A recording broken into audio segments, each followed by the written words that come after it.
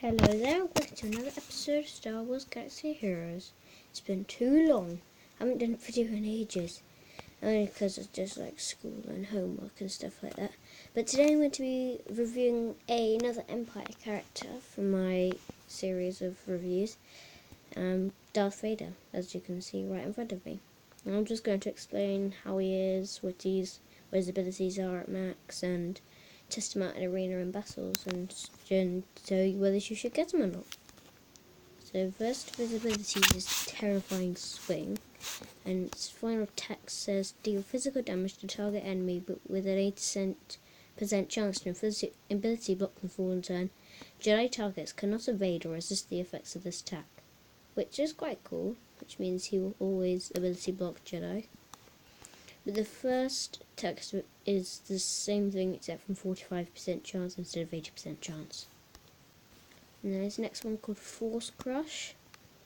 It's deal physical damage to all enemies, inflict speed down and 3 damage over time effects for 2 rounds at max level. And at level 1, it's deal physical damage to all enemies and inflict 2 damage over time effects for 2 rounds. And then his most cool ability, Culling Blade. It deals physical damage to target enemy and dispels all debuffs on them. This attack deals 50% more damage for each effect spell and grants 100% turn meter and a finishing blow. This attack can't be evaded, which I think is really cool because nobody can resist it. So you stack up loads and loads of debuffs and then suddenly they dodge it and you're like, why? And then his final one, which I haven't got max level because you need a Zeta on it, and I haven't quite got up in a high enough level. It's called Inspiring Through Fear. Empire and Sith allies have 30% offense and have a 50% chance to remove 20% turn meter when they damage an enemy. This turn meter rule can't be resisted. And while Darth Vader is alive, enemies immediately regain damage over time for 2 turns when damage over time expires on them. Which basically means you can always have the debuffs ready for him to take out with his Culling Blade, which I think is really cool. And he also has a ship. It's called the TIE Advance X1, which I think is really cool because it's probably one of the best ships in the game. And it's cool. It has Deadly X and deal physical damage to target enemy for target lock. So basically the same thing, him applying debuffs. So now I'm going to show him in Squad Arena and do a couple of battles with him, and then I'll tell you whether you should probably get him or not. Let's do this one. This was going to be easy. So I'll probably use my Sith team as Darth Vader leadership, and then Maul, Nihilus, Saber Press, and Night Sister Initiate.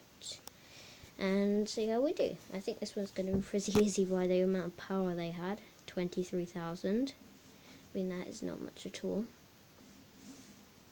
But I don't know how those people get so high up in arena because they don't barely have any power. Yeah, so look at that. This is going to be easy.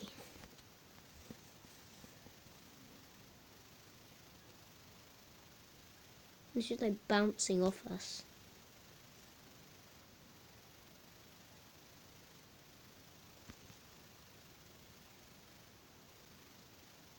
I mean, they're getting little hits off, but just they're not enough to do much damage to me.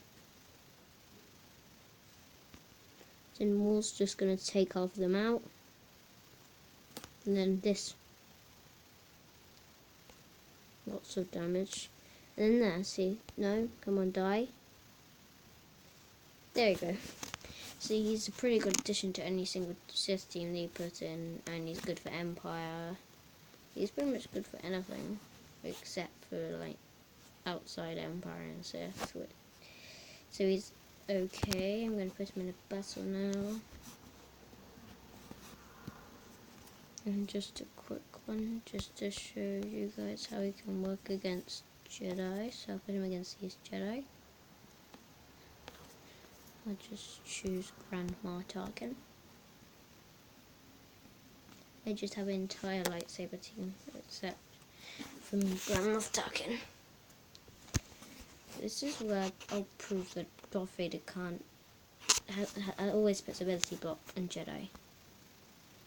These Jawas, they're terrible.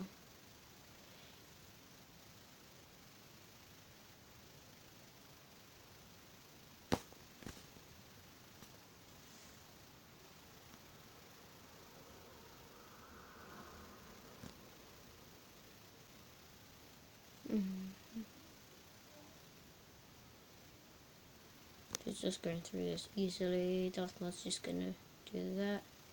Oh, it takes all of them except one. And there we go. This is the thing I'm going to test whether Darth Vader can always put ability book on Jedi. Because I'm sorry if they can't. I just thought if we can't resist it, it's like if you actually hit them. Oh, so there's an ability block. So it's going out so far.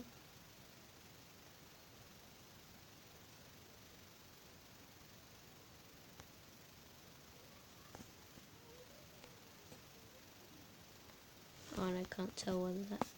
Oh no, Darth Maul's just gonna come and destroy everyone.